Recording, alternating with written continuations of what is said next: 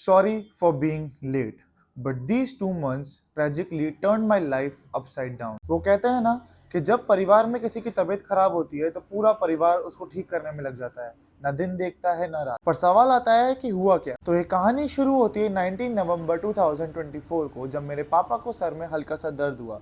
अब जैसे कि हर कोई एक आम आदमी करता है, उन्होंने दवाइयाँ ली और उन्होंने सोचा कि वो ठीक हो जाएगा।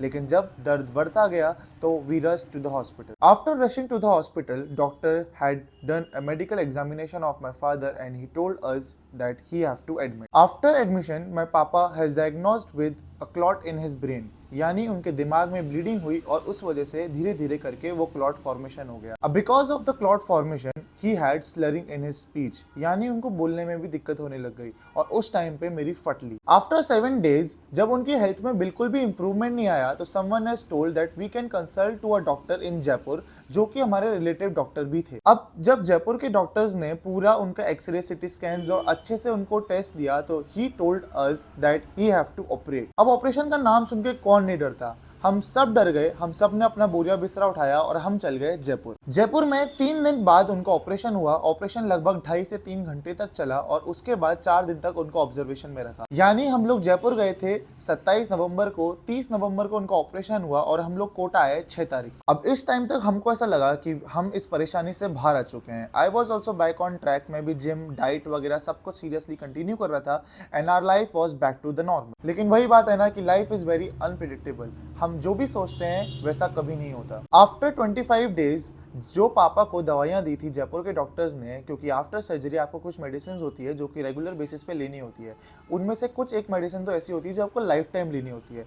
उन मेडिसिन से पापा को एलर्जी हो गई और वो एलर्जी पापा को बहुत ज्यादा सीवियर बेसिस पे हो गई, इतना कि उनके पूरी बॉडी पर रैशेज हो गए और हम लोग बिल्कुल नहीं समझ पा रहे थे कि इसको कैसे ट्रीट करें। तो we again rush to the hospital. लेकिन हमने फिर से गलती कर दी, क्योंकि ये इमरजेंसी केस था तो हम उनको नियर बाय हॉस्पिटल ले गए और नियर बाय हॉस्पिटल में वो समझ ही नहीं पाए कि इसको कैसे ट्रीट करना है। तो वहां पे हमारे 2 दिन खराब हो गए। अब 2 दिन खराब होना यानी सिचुएशन का और भी ज्यादा सीरियस हो जाना। तो I again consulted to the Jaipur doctor और उन्होंने बोला कि आप फटाफट जयपुर आ जाओ। तो फिर क्या था, हम लोग ने वापस अपना बोरिया बिस्तरा उठाया और हम लोग चले गए जयपुर। अब इस पॉइंट पे ये कहानी और भी ज्यादा सीरियस हो जाती है, क्योंकि जब हम जयपुर गए और डॉक्टर्स ने पापा को देखा तो वो खुद शॉक्ड हो गए, क्योंकि ये बहुत ही ज्यादा रेयर डिजीज थी और उनको क्रिटिकल आईसीयू में एडमिट कर लिया। अब वो क्रिटिकल आईसीयू के 12 दिन कैसे निकले वो सिर्फ मैं, मेरी मम्मी और हमारी फैमिली जानती। उन 12 दिनों में बहुत कुछ हुआ। उन 12 दिनों की 12 अलग अलग कहानियां हैं जो कि मैं आपको कभी और सुनाऊंगा, क्योंकि हर दिन कुछ नया हो रहा था और हर रात स्लीपलेस नाइट। लेकिन फाइनली जयपुर के महात्मा गांधी हॉस्पिटल के 4 डिपार्टमेंट के डॉक्टर्स ने, यानी न्यूरोलॉजी,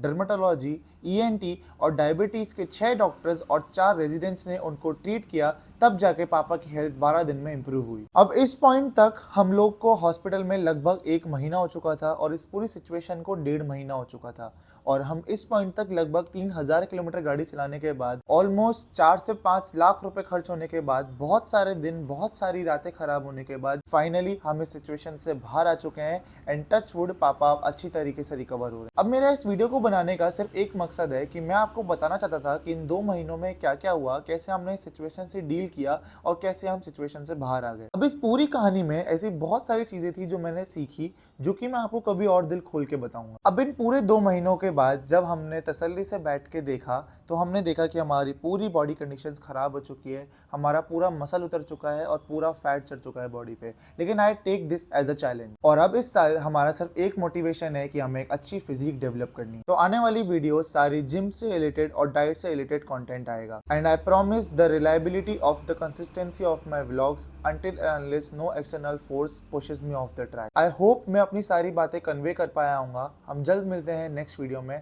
टिल देन